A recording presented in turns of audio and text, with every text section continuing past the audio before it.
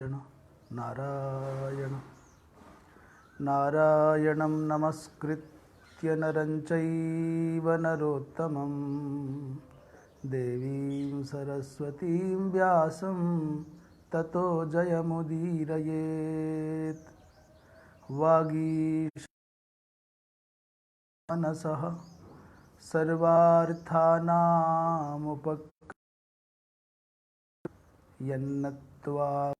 कृत्या तन्नमामि गजाननं। वागीशाने लक्ष्मीर्यस्य च वक्षसि यस्याः हृदये संवित् तं नृसिंहं भजे।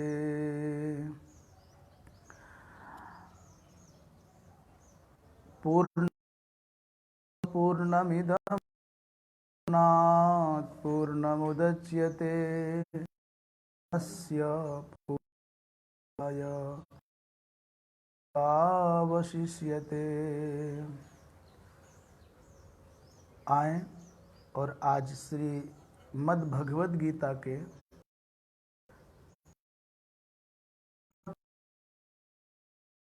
अष्टम दिवस में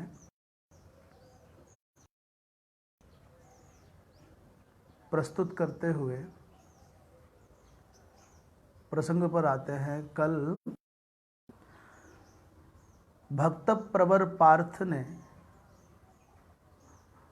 भगवान के सम्मुख बड़ी विचित्र बात कही और वो कहना चाहते हैं कि भगवान इनको पूज्य जनों को मार करके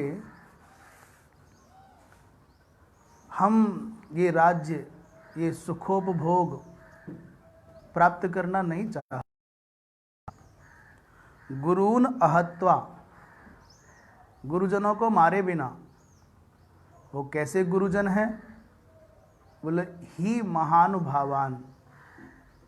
इसका अर्थ ही पृथक है और महानुभावान पृथक है। आचार्यों ने विचार करते हुए कहा कि एक बहुत सुंदर अपूर्व भाव भीष्मादि के लिए और दृष्टिगोचर होता है, वो है ही महानुभावान। ही को महानुभाव के साथ में यदि जोड़ दें तो अब ही पृथक नहीं है, महानुभाव पृथक नहीं है, अब हो गया ही महानुभाव, ही महा। तो फिर अर्थ क्या होगा? बोले ही महानुभावान का अर्थ हो गया, हिम कहते हैं बर्फ को, शैत्य को। तो हिम हा तम, हिम अर्थात तम हंतीति हिम हा। उस हिम को, बर्फ को, शैत्य को कौन मारता है? बोले भगवान सूर्य। तो हिमहा कौन हुआ? हिमम हंतीति हिमहा इति सूर्य। भगवान सूर्य के उदित होने पर उनकी प्रखरतम प्रचंड किरणों के प्रभाव से बर्फ पिघलने लग जाता है। तो हिमहा हुआ माने भगवान सूर्य, और हिमहा अर्थात सूर्यवत है अनुभावो प्रभावो जैसांते हिमहानुभावाः और तान हिमहानुभावान। सूर्य के समान प्रखर तेजस्वी प्रचंड इन महापुरुषों को मारे बिना, ये भाव वहां था। इन महापुरुषों को अहत्वा माने मारे बिना यदि भिक्षा प्राप्त करके भी जीविका निर्वाह हो जाए तो मुझको स्वीकार्य है। मुझे कुछ भी उसमें दोष नजर नहीं आता। और रुधिर प्रदिग्ध इन गुरुजनों को मार करके, इनके रक्त से रंजित इन राज्यादि, ये तो कोई उचित नजर नहीं आ रहा है। चला था कि अर्जुन ने कहा यद्यपि सत्य है कि भीख मांगना क्षत्रिय के लिए उचित नहीं है। जैसे रामचरितमानस में भरत जी महाराज कहते हैं तीर्थराज प्रयाग की धरा पर पहुंच करके कि यद्यपि हे तीर्थराज आप चारों पुरुषार्थों के देने वाले हैं, चार पदार्थ भरा भंडारो। तीर्थराज प्रयाग के समीप जाकर के भरत जी कहते हैं यद्यपि मांगना अच्छा नहीं है, परंतु क्या करूं, आरत काहन करही कुकर्मो। आर्त व्यक्ति कौन सा कुकर्म नहीं कर लेता। तो याचना क्षत्रिय के लिए अधर्म है, पर गुरुजनों को मारने की अपेक्षा मांगना मुझे दोष कारक नहीं लग रहा है। और अंत में कहा अथवा मैं युद्ध करूं कि ना करूं, ये मेरी समझ में नहीं आ रहा है, हमको क्या करना चाहिए, भगवान आप विचार करके बताएं। तो आओ भगवत गीता के इस पावन वचनामृत प्रवाह में हम अवगाहन करें। न चैतद विदमः कतरन्नो गरीयो परपक्षियान वयम एतान जयेम अथवा एते एव नः अस्मान जयेयुः। यहाँ दो, एक तो जयेम क्रिया है और एक जयेयु क्रिया है, और इन दोनों क्रियाओं से ही अर्थ को स्पष्ट किया जा सकता है। तो जयेम अर्थात वयम जयेम, अहम गच्छामि इति।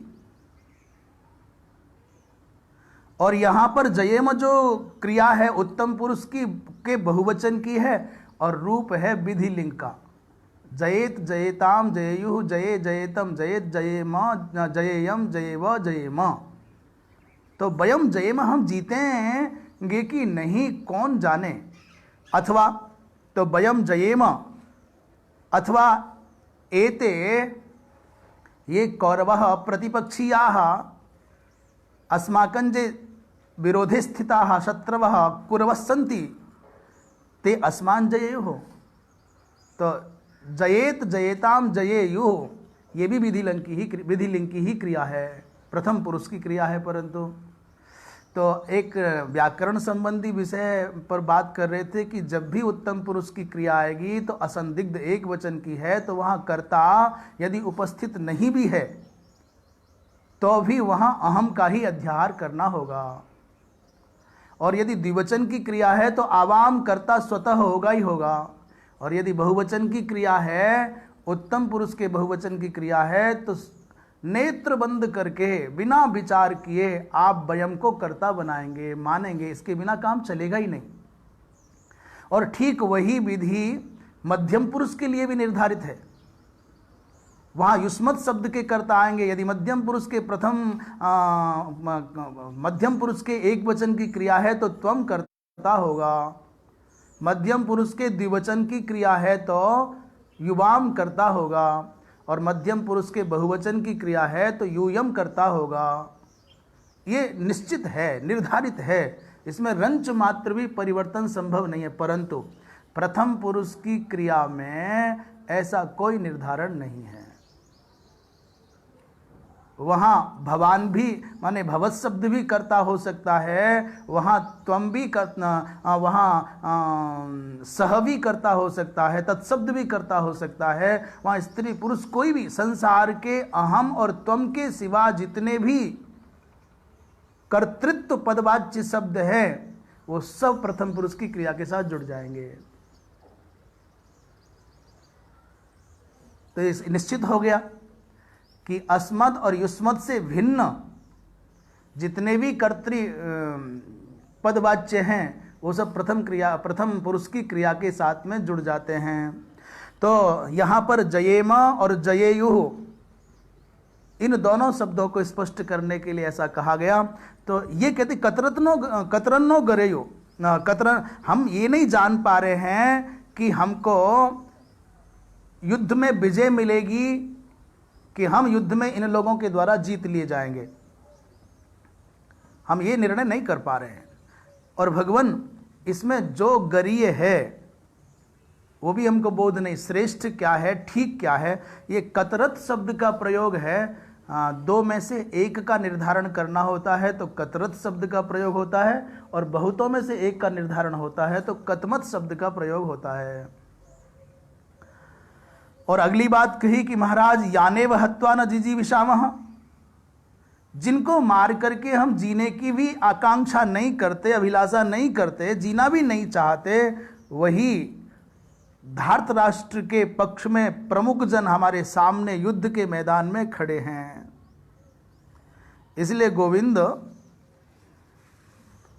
ये निर्णय करना बड़ा मुश्किल है कि हमें क्या करना चाहिए। अच्छा है, सोच में विचार कर रहा हूं। अर्जुन कहते हैं, मानो कहते हैं ऐसा मैं विचार करता हूं गोविंद, जय और पराजय किसी की पूर्व से निर्धारित नहीं होती। कोई कितना भी आंकड़ेबाज हो, कितना भी चतुर और योजनाकार हो, पर जय और पराजय पूर्व से निर्धारित नहीं हो सकती। ये किसके हिस्से में जय आएगी, किसके हिस्से में पराजय आएगी, ये कौन निश्चित करेगा? ये दैवाधीन है जय और पराजय। तो महाराज, अस्माकम यदि पराजय, यदि हम हार भी गए तो उसमें कितनी हानि है? हमारी पराजय में केवल हानि है, हमारा प्राणांत हो जाएगा, हम मारे जाएंगे। मरणमेव अवशिष्टम न पलायनम इति, ये पक्का है कि पराजित होने पर हम मारे जाएंगे। परंतु तथा अस्माकम जय पक्षे, यदि हमारी विजय हो गई तो सर्वेषाम आचार्याणाम गोत्रिणांच बधो भविता, यदि हमारी विजय हो गई भगवान, तो हमारे जो गुरुजन सामने खड़े हैं युद्ध के मैदान में, इनकी मृत्यु तो सुनिश्चित है। अच्छा, और जब गुरुजन मर गए तो अनंतरम अस्माभि किम जीवितव्यम, तो फिर हमारे जीने का क्या शेष भाव रह जाएगा? पारिशेषात लोक शास्त्र गर्हा भयान मर्तव्यम एवं, और इन गुरुजनों को मार करके दुनिया में हमारा अपयश होगा, बदनामी होगी। लोग ये कहेंगे कि अरे अपने दादा को, परदादा को, गुरुजनों को मार करके ये सत्ता पर बैठे हैं, तो भी तो हमारा मरण ही है। तो जीत करके भी हमारा मरण है और पराजित होकर के भी हमारा मरण है। इसलिए हम निर्णय नहीं कर पा रहे हैं कि क्या सही है, क्या गलत है। हे गोविंद, आप समाधान करें। कभी कभी ऐसा जीवन में भी होता है, हम अनजानेपन में, नासमझी में, कभी अभिमान के कारण, कभी जिद्दीपन के कारण ऐसा दाव खेल जाते हैं जहां विजय होने पर भी कुछ हाथ लगने वाला नहीं है, और पराजित होने पर तो उपहास होगा ही होगा। और प्रायः ऐसा कब होता है? जब कोई व्यक्ति अपने मिथ्या ज्ञानाभिमान के कारण, मिथ्या अभ्युन्नति के गुरूर के कारण, और प्रायः जो संस्कारी जनों के साथ नहीं उठता बैठता है, प्रायः वो व्यक्ति अपने माता पिता से, अपने आचार्यों से, अपने बड़े भाई से ये द्वंद्व कर बैठते हैं और पूरी ताकत घर के लोगों को जीतने में ही लगा देते हैं। प्रतियोगी भी मानते हैं, प्रतिस्पर्धी भी मानते हैं, तो घर के व्यक्ति को ही मानते हैं। इनकी छोटी सोच में आएगा भी तो इतना ही आएगा कि मेरे बच्चों के नंबर मेरे भाई के बच्चों से ज़्यादा आने चाहिए। वो उतना बड़ा नहीं सोच सकते कि हमारे बच्चों के नंबर पूरी दुनिया में सबसे आगे क्यों ना आए।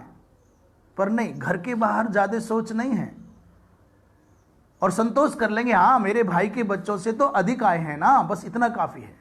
मेरा उद्देश्य बच्चों के नंबरों पर फोकस करना नहीं है। एक उदाहरण मात्र के लिए कह रहे हैं। मेरा जो व्यापार है, मेरे भाई के, मेरे चाचा जी, मेरे ताऊ जी के अमुक संबंधी के व्यापार से श्रेष्ठ, इतने से लोग बहुत खुश हैं। तुलना भी करेंगे, स्पर्धा भी करेंगे, प्रतियोगिता भी करेंगे तो संकीर्णता के दायरे में करेंगे। जीतना भी चाहते हैं तो घर के लोगों को जीतना चाहते हैं जिनको भगवान ने आपका अपना बनाया है।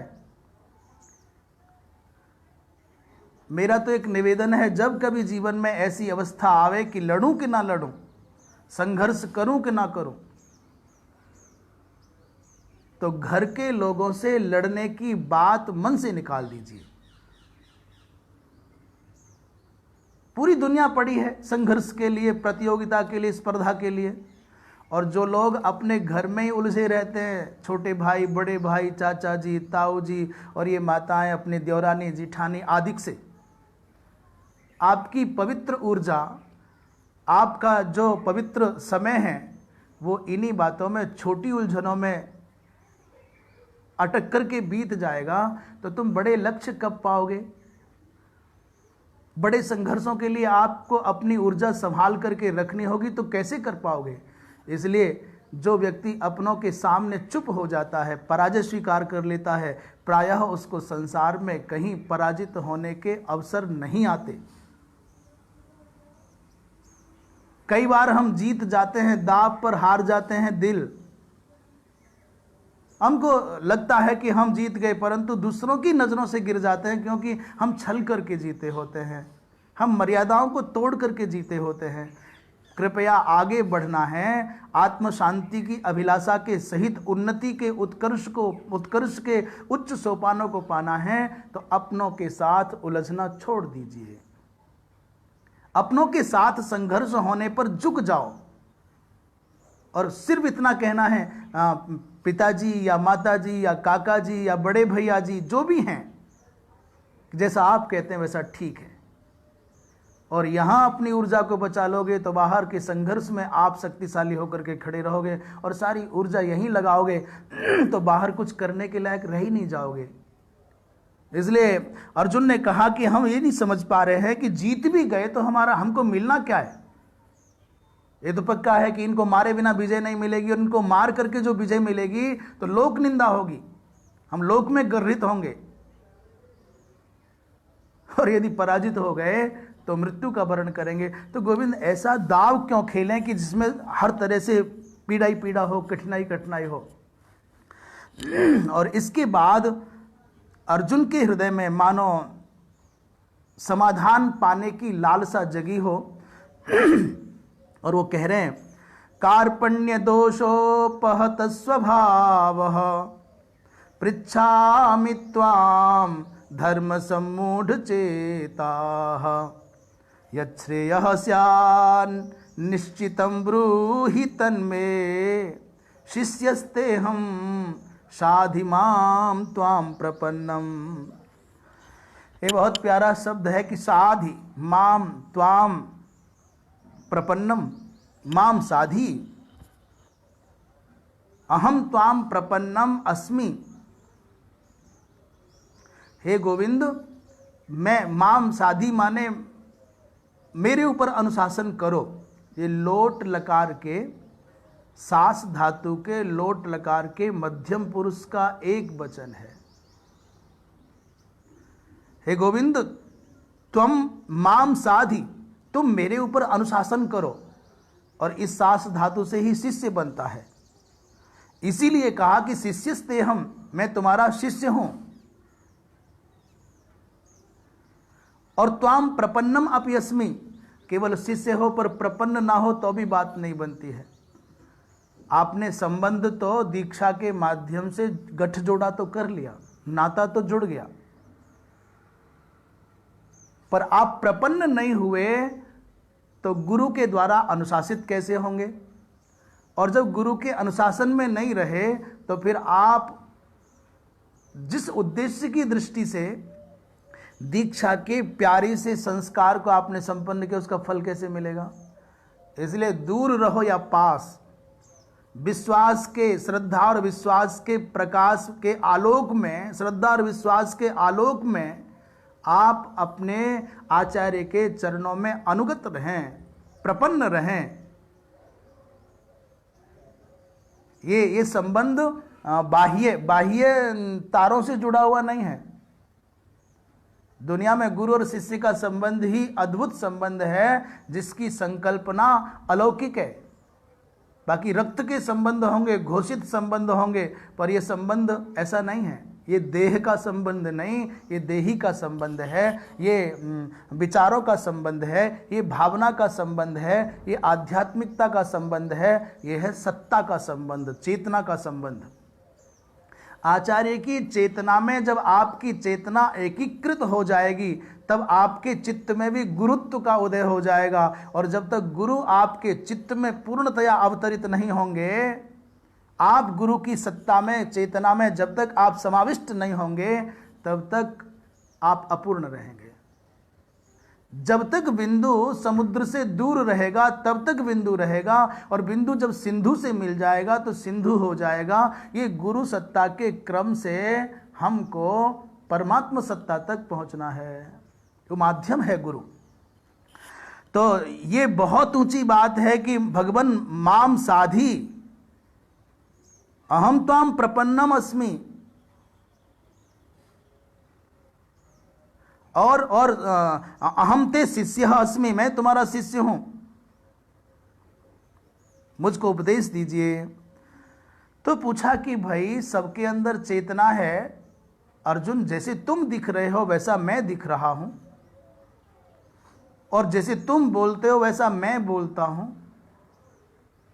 जैसा तुम कुछ समझते हो वैसे ही समझने की, तो देखने में तो सब बराबर सा है, क्यों खुद निर्णय क्यों नहीं कर पाते आप कोई सामान्य हैं?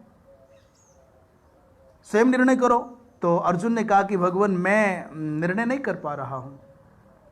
बोले क्या हो गया? बोले धर्म सम्मूढ़ चेताः, अहम धर्मो सम्मूढ़, धर्म के विषय में मैं मोहित हो गया, निर्णय करने में मैं अक्षम हो गया हूं। बोले कारण क्या है? सम्मूढ़ माने तुम मोहित हो गए हो, मोह माने मोह वैचित्य धातु है।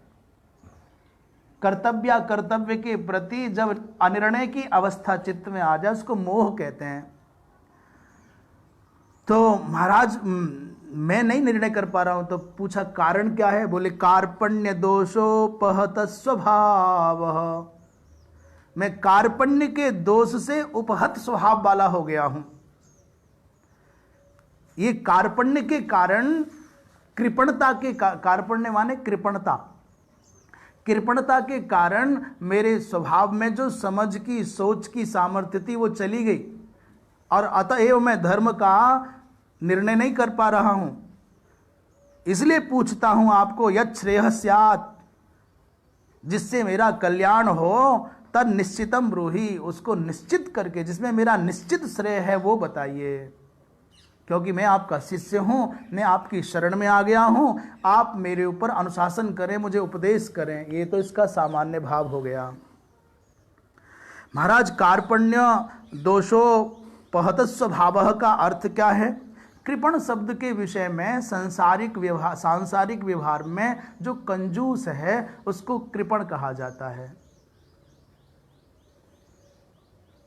जो लोभी है उसको कृपण कहा जाता है। ये क्यों प्रारंभ हुआ कृपण कहना लोभी को, ये तो बात समझ में नहीं आई। पर इसके शब्द के विषय में विचार करें तो कृपण माने अलग अलग कर लें, कृपण, अर्थात जस्मिन यस्मिन कृपा नास्ति स कृपण, अर कृपण, जिसमें कृपा नहीं है, जिसमें करुणा नहीं है, जो आवश्यकता होने पर भी जरूरतमंद व्यक्ति तक वस्तु के होने पर भी दे न सके, वो कृपण है। कंजूस अर्थ में कृपण शब्द का यदि अर्थ करें, लोभी अर्थ में यदि कृपण शब्द का अर्थ करें व्यवहारिक, तो जिस व्यक्ति के अंदर दया नहीं है, कृपा नहीं है, वो कृपण है। वो कैसे? बोले जैसे कोई भूखा खड़ा हुआ है, मेरे पास पर्याप्त भोजन है और मेरा पेट भी भरा हुआ है, मेरे लोगों ने भी खा लिया है और संभव है कि ये बिगड़ जाएगा, परंतु मोह के कारण, लोभ के कारण, कृपणता के कारण वो भोजन मैंने भूखे व्यक्ति तक नहीं पहुंचने दिया, नष्ट हो गया, सड़ गया, पर खाने को नहीं दिया। ये कृपणता है। और कृपणता क्या है? आवश्यकता की आपूर्ति में भी जो अपने धन का व्यय न करना चाहे, दान आदि में जिसकी प्रवृत्ति न हो, ये तो है ही, पर पारिवारिक व्यवस्थाओं, संस्थागत व्यवस्थाओं में भी जो संपत्ति के होने पर भी, धन के होने पर भी उनका विनियोग नहीं करता, सामान्यतया उसको कृपण कहा जाता है। कहते हैं भाई ये कृपण तो कुछ बहुत बड़ी आफत नहीं है, लौकिक धन को संभाल करके रखने वाले व्यक्ति को तुम कृपण कह रहे हो, इससे कोई बहुत ज़्यादा हानि नहीं है। उसका उपभोग किया कि ना किया, धर्म में लगाया कि नहीं लगाया, वो विषय अलग है। पर कृपण शब्द का एक और बड़ा अद्भुत अर्थ है, बोले इतना निष्ठुर है, इतना निर्दयी है कि आत्महत्या करने पर भी तुला हुआ है, वो एक कृपण। बोले आत्महत्या कैसे करना है? तो लोक व्यवहार में पैसे से संबंध मोह रखने वाले व्यक्ति को कहते हैं, बोले चमड़ी जाए पर दमड़ी ना जाए। चमड़ी चली जाए, देह चला जाए, जाता हो तो जाए, मान जाता हो तो जाए, पर वो धन नहीं जाना चाहिए। इस अर्थ में तो कृपण वहां हो गया। परंतु महाराज जो यो अल्पाम स्वल्पाम अपि स्वक्षतिम क्षमते, जो अपनी थोड़ी सी क्षति को भी सहन नहीं करता है, वो कृपण कहलाता है। पर यहां दूसरा अर्थ है, योवा एतद अक्षरम अविदित्वा अस्मात् लोकात् प्रैति स कृपणः, ऐसा श्रुति वचन है, बृहदारण्यक उपनिषद का वचन है कि जो ऐसा व्यक्ति गार्गी जो इस संसार में मनुष्य शरीर प्राप्त करके एतत् अक्षर तत्वम आत्म तत्वम अविदित्वा, इस संसार में मानव शरीर पाने के बाद में आत्म तत्व को नहीं जाना और बिना जाने अस्मात् लोकात् प्रयति इस संसार से जाता है, वही कृपण है। क्यों? बोले आत्महंता होने के कारण। दुनिया के ऊपर तो कृपा कब करोगे? जब तुम स्वयं का उद्धार करने के लिए तैयार नहीं हो, तुमको तुम्हारी कृपा तुम्हारे ऊपर ही नहीं है, तो तुम क्या करोगे? दुनिया को जानने के बहुत दावे करते हैं लोग, मैं अमुक को जानता हूं, मैं उनको जानता हूं। अरे हम सबको जानते हैं। और ऐसा बोलने वाले लोग बहुत आश्चर्य लगता है कि कितनी हिम्मत से बोल जाते हैं कि अरे हम सबको जानते हैं। क्या भाई साहब, आप खुद को भी जानते हो? कभी दर्पण में आपने खुद को देखा है? बोले हजारों बार, और नित्य 2-4 बार। साधुजन संध्या भस्म आदिक लगाते, चंदन आदिक लगाते हुए, और सांसारिक लोग अपने स्वरूप को 2 भाव है दर्पण देखने के, सौंदर्य की अभिवृद्धि करना, स्वयं को सजाना, और यदि कदाचित कोई दाग हो, कोई असौंदर्य के प्रतीक के रूप में कुछ चेहरे पर लगा, उसको हटा देना।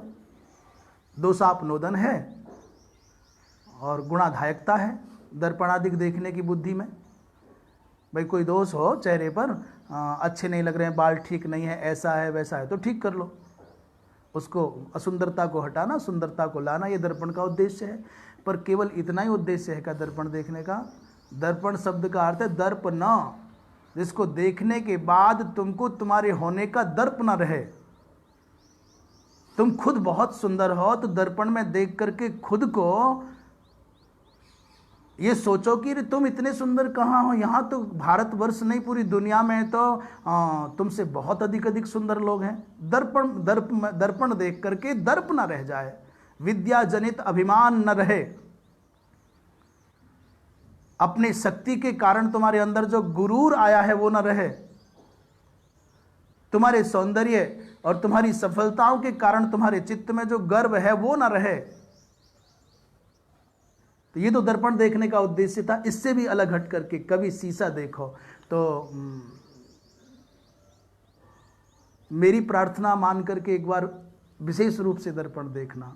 आज देखो, रात को देखो, मैंने रात को तो बोल गए, रात में दर्पण देखना निषेध है। जब भी तुमको अवसर लगे तब दर्पण देखो और उसमें देखना कि तुम कौन हो। जो दिख रहा है प्रतिबिंब, उससे पूछना कि आप कौन हैं भाई, कहाँ से आए हैं, कहाँ जाना है, ये क्या करने आए थे, क्या कर रहे हो। आप 14-15 वर्ष की उम्र में शीशा देखा था तो कितना सुकुमार कमल के फूल के जैसा मुखड़ा था, और अभी क्या हो गया, झुर्रियाँ आ गई, बाल सफ़ेद हो गए, कहाँ चला गया यौवन और सौंदर्य, वो आकर्षण कहाँ गया। और जब वो उतनी सुंदर हमारे न चाहते हुए भी आकृति चली गई, सौंदर्य चला गया, वो आकर्षण चला गया, तो क्या ये बचेगा? जो प्राप्त है बचने वाला है। उस दर्पण में खुद को देखने लग जाओगे तो आपको बोध होने लग जाएगा। दुनिया को जानने का दावा करने वाले बंधु, हम आपसे पूछ रहे हैं, आपने खुद को जानने की कोशिश की? दुनिया के दोषों को देख करके बड़ा दावे के साथ में प्रस्तुति करते हो, बड़ा प्रामाणिक है, खुद के दोषों के बारे में विचार किया? आत्म तत्व को जाने बिना आपने जगत को जान लिया। खुद को जाने माने स्वयं को जाना नहीं, संसार को जानने का दावा करते हो। दुनिया के हजारों नहीं, लाखों नहीं, करोड़ों दरवाजों पर, द्वारों पर सर पटक करके मर जाना, दुनिया को खुश आज तक कोई कर नहीं पाया।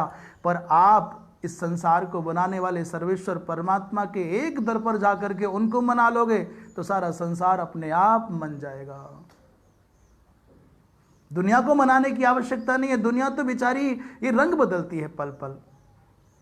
इसलिए कृपण का अर्थ हम उपनिषद के आलोक में करें तो वो व्यक्ति जो आत्म तत्व को जाने बिना इस संसार के समय को व्यर्थ बर्बाद करके चला गया। एक उदाहरण से समझें, जैसे कोई बालक परीक्षा देने के लिए परीक्षा भवन में गया और थोड़ा चंचल मन का, चंचल मति का, नई नई जानकारी प्राप्त करने की उत्सुकता वाला है, तो गिन रहा है कितने पंखे लगे हैं हॉल में, कैसा कलर हुआ है, कितने बल्ब हैं, पंखा कैसे चल रहे हैं, खिड़कियां कितनी हैं, इसमें कितने बालक बैठे हुए परीक्षा दे रहे हैं, और ये कितने लड़के कितनी लड़कियां हैं, कितने काले कितने गोरे हैं, कितने, अरे यार वो बहुत अच्छा है, वो बहुत बुरा है, अरे अरे कितने लिख रहे हैं, कितने इधर उधर नकल कर रहे हैं, अध्यापक जो ड्यूटी दे रहे हैं वो कैसे। इसी व्यवहार में, इसी व्यापार कलाप में अपने 3 घंटे के अमूल्य समय को जिसने बर्बाद कर लिया और कॉपी में कुछ नहीं लिखा, बताना उसको क्या मिलेगा? परिणाम जब आएगा तो मिलेगा क्या? अब आप सोचोगे कि 3 घंटा परीक्षा और कमरे गिनना, खिड़की गिनना, पंखा गिनना, क्यों? ये बात क्यों कही गई? ये बात किसी और की नहीं है, ये बात हमारी और आपकी है। हमको भी और आपको भी 3 घंटे मात्र समय मिले हैं,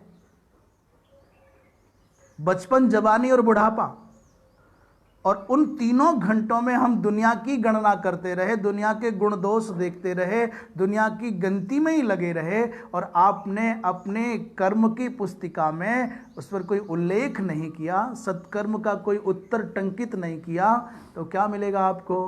परमात्मा वहाँ ये नहीं पूछेगा कि आप बैठ के लिखे कि उठ के लिखे, कि बाएं से लिखे कि दाएं से लिखे, पेन से लिखे कि पेंसिल से लिखे, रो के लिखे कि हंस के लिखे, सुविधा युक्त आपने जीवन जिया कि असुविधाओं में लिखा। आपके कर्म का जो विज्ञापन होगा, आपके कर्म का जो लेखा जोखा होगा, उसके अनुसार परिणाम मिलेगा। इसलिए भाई, दुनिया को देखते हुए जीवन गुजारोगे तो खुद को कब देखोगे? दुनिया की सुनोगे तो स्वयं की कब सुनोगे? दुनिया को जगाने का दावा करोगे और खुद नहीं जगोगे तो क्या होगा? इसलिए आत्म तत्व को जाने बिना इस संसार से हमारा ये जीवन पूरा होकर के निकल गया, समय बेकार बीत गया, तो हम ऋषि की दृष्टि में, शास्त्र की दृष्टि में कृपण माने आत्महत्यारे हैं, आत्महंता हैं। बोले अर्जुन महाराज स्वयं को कृपण क्यों कह रहे हैं? बोले कार्पण्यम कृपणताया, कृपणता का जो भाव है वो कार्पण्य है, दैन्य है, और उस दैन्य के कारण तेन दोषेण उपहतो दूषित स्वभाव चित्तम। इन गुरुजनों को मोहाविष्ट हो गया हूं, इन गुरुजनों के ऊपर करुणा के कारण मेरे मन में जो दैन्य आ गया है, उसके कारण मैं निर्णय नहीं कर पा रहा हूं। इसलिए पृच्छामि अनुयुंजे, आपसे पूछता हूं, धर्म सम्मूढ़ चित्त वाला होकर के, धर्मो धारयति इति परम ब्रह्म तस्मिन् सम्मूढ़म अविवेकताम प्राप्तः, मैं धर्म के विषय में अविवेकी हो गया।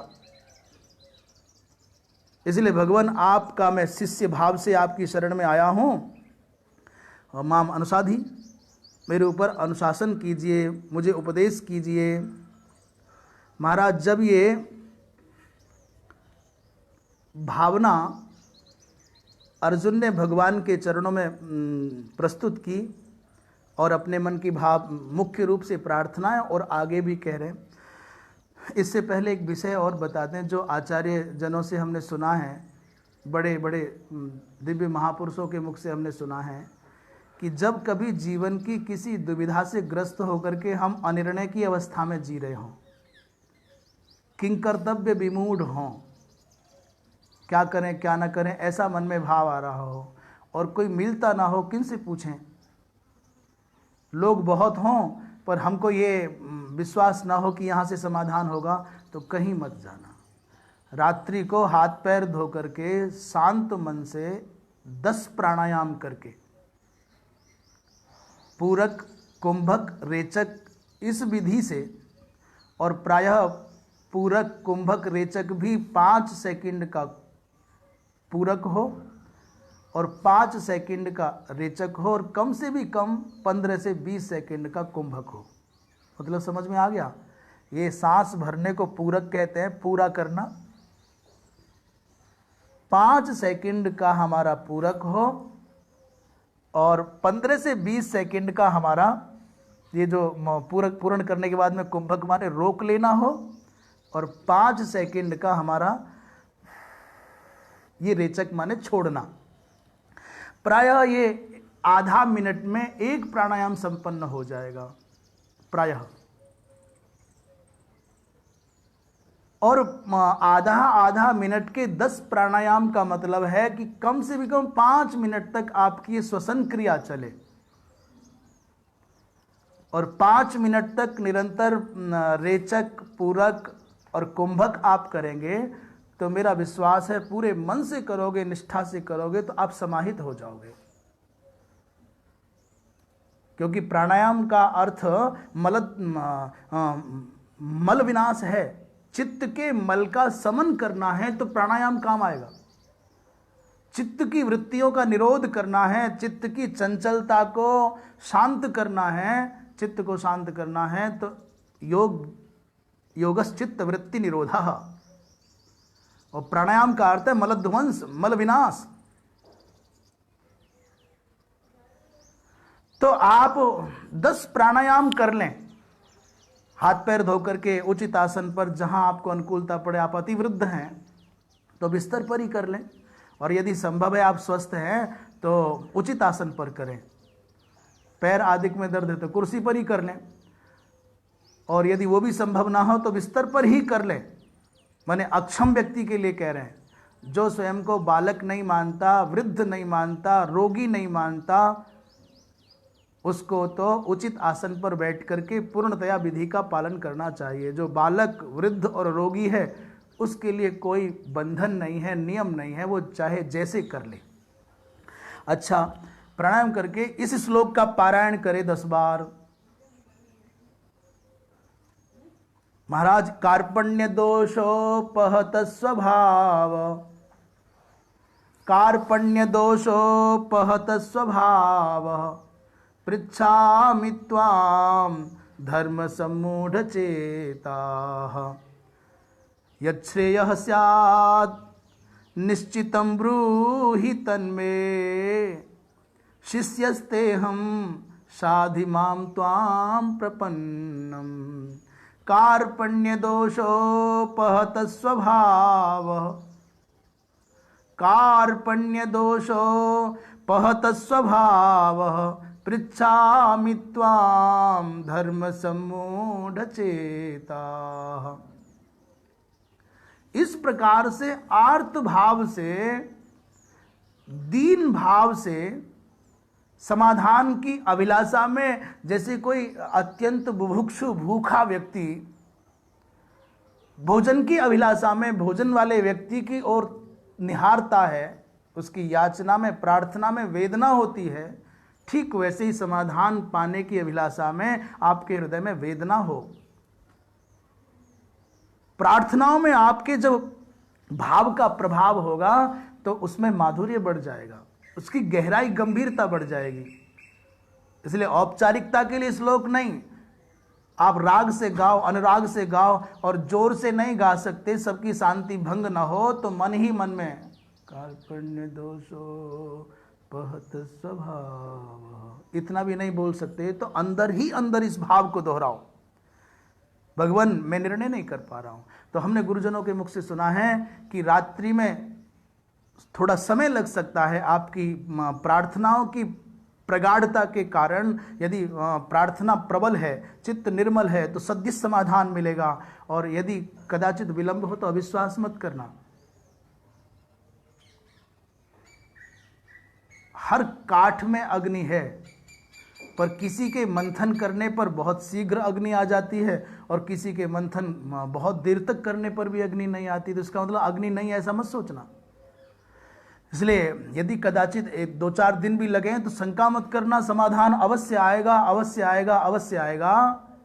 वो चाहे स्वप्न के माध्यम से आए, चाहे किसी महापुरुष के माध्यम से आए, पर आपको समाधान मिलेगा।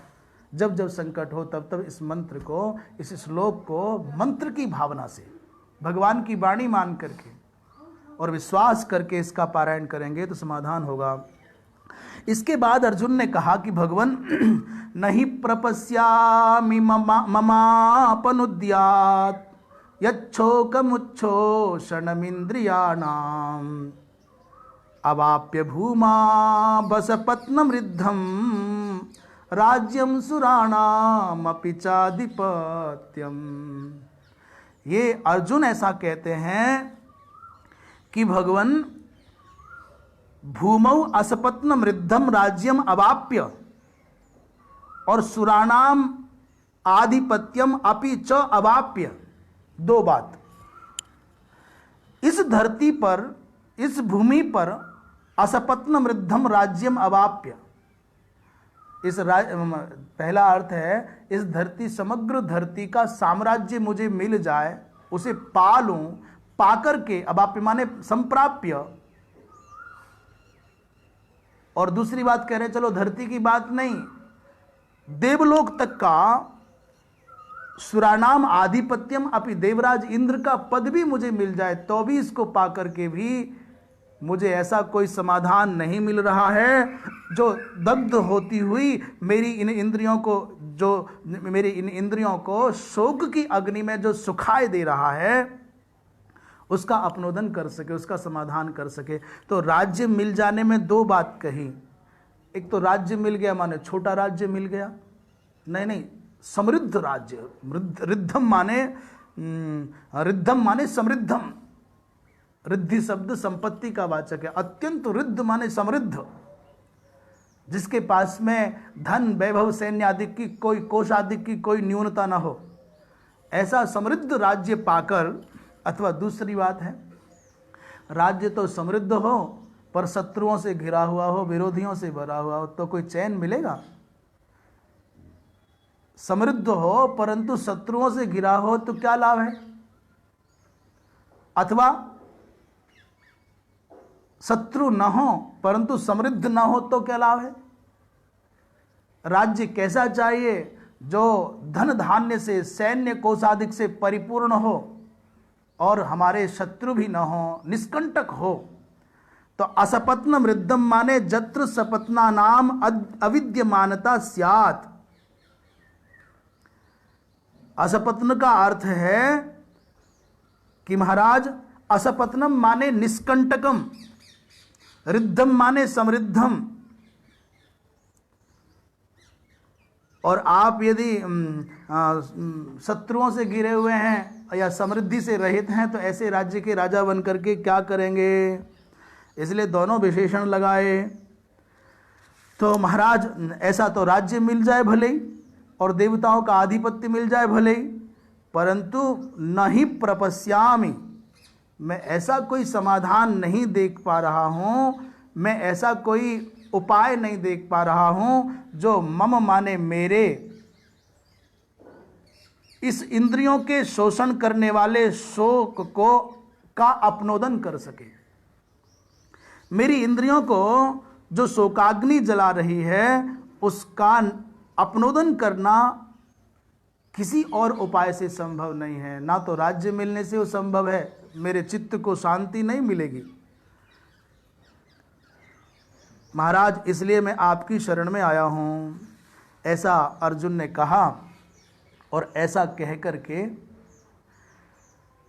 अपने मन की बात कह दी कि आप ये सोचो कि राज्य मिल जाएगा तो मेरी इंद्रियों में, मेरे नस नस में जो शोक की अग्नि जल रही है, पहले तो त्वक्चैव परिदह्यते माने त्वचा मात्र जल रही थी, अब तो कहते हैं मेरी इंद्रियों में, मेरी प्रत्येक इंद्री में शोकाग्नि की लहर दौड़ी हुई है। इसका अपनोदन कैसे हो, ये उपाय मुझे नहीं दिख रहा है।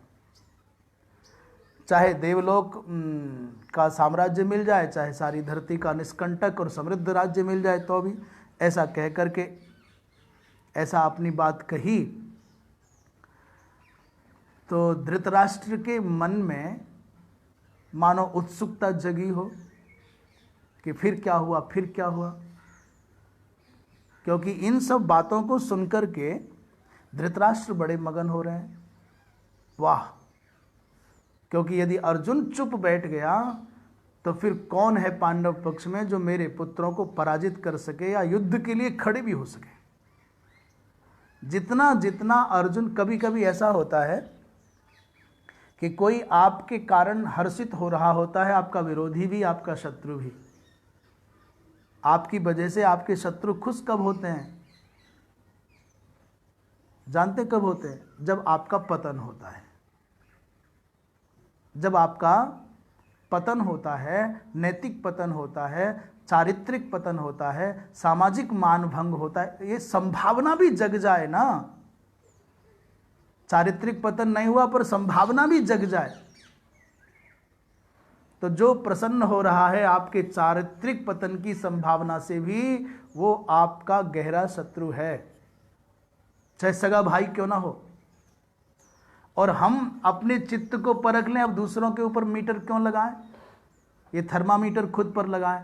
जिस व्यक्ति के उत्कर्ष को देख करके आपके चित्त में अप्रीति होती है, अप्रसन्नता होती है, चाहे पिताजी कहो, चाहे माताजी कहो, चाहे भैया कहो, चाहे धर्मपत्नी कहो, चाहे पति कहो, आपके मन में उसके प्रति शत्रुता का बीज है। आप सामाजिक दायरे के कारण उसको प्रकट नहीं करते, वो आपकी बात है, वो आपकी मजबूरी है।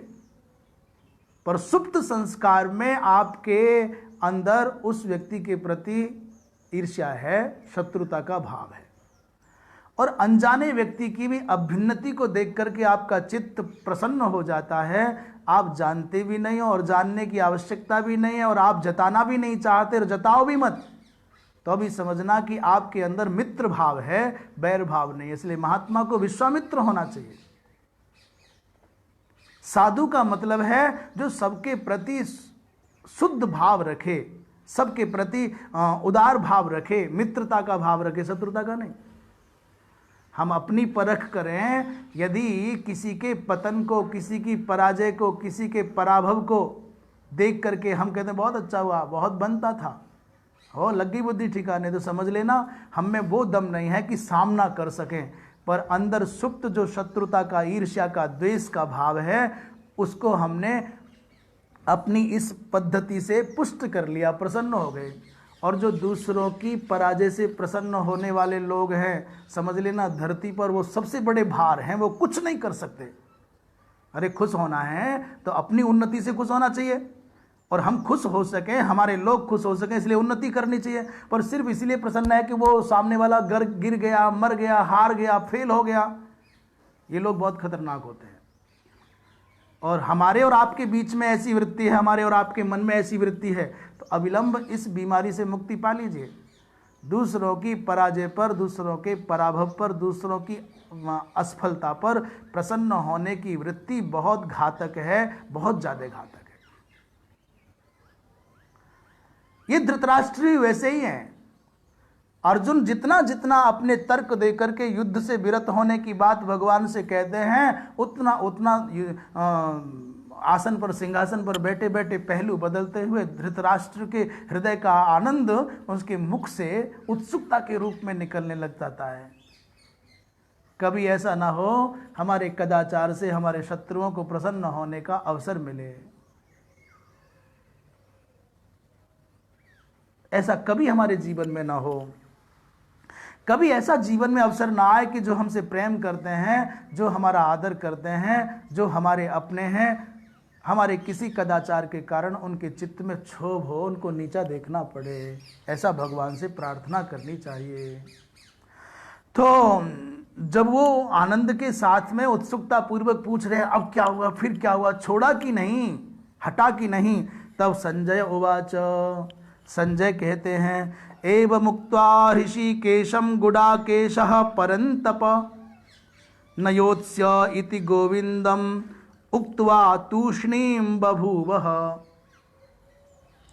महाराज संजय ने कहा, भगवान हे राजन, यहां 2 बार अर्जुन को संबोधित किया है संजय ने और 2 ही बार भगवान को। श्लोक में 2 बार अर्जुन का नाम लिया। क्या क्या बोले, एक तो परंतप कहा है अर्जुन को और दूसरा गुडाकेश कहा है। ऐसे ही भगवान के लिए भी 2 बार प्रयोग किया, एक बार ऋषिकेश कहा है और एक बार गोविंद कहा है। तो ऋषिकेशम और गोविंदम दोनों कर्म हैं, द्वितीय का एक वचन है, और गुडाकेश और परंतप ये दोनों के दोनों अच्छा। हमने ये सोचा यहाँ पर कि परंतप, पहले परंतप अर्जुन के लिए कहे आए हैं, तो परंतप यहाँ पर अर्जुन का विशेषण है। हम ऐसा सोच रहे थे, परंतु संशोधन कर लें, ये परंतप अर्जुन का विशेषण मैंने इसका गुडाकेश के लिए नहीं है। ये परंतप शब्द तो विसर्ग रहित है, अर्थात ये संबोधन है, ये प्रथमांत नहीं है, प्रथमा का एक वचन नहीं है। तब दृष्टि अब गई, तब समझ में आया। परंतप माने ये संबोधन हो गया और परंतप माने ये धृतराष्ट्र के लिए प्रयोग किया गया है। इसलिए जो भूल हुई है उसका संशोधन कर लेते हैं। अच्छा हुआ कि समय रहते ही हो गया, और असावधानी के कारण हम परंतप और गुडाकेश को एक कर देते, जैसा कि बोल गए थे कि 2 बार अर्जुन के लिए और 2 बार, तो पर अच्छा हुआ। हाँ, परंतप माने, अब एक और प्रश्न उठ गया कि अर्जुन को भी परंतप कह रहे हो साहब आप, और धृतराष्ट्र को भी परंतप कह रहे हो आप, तो दोनों परंतप हैं क्या?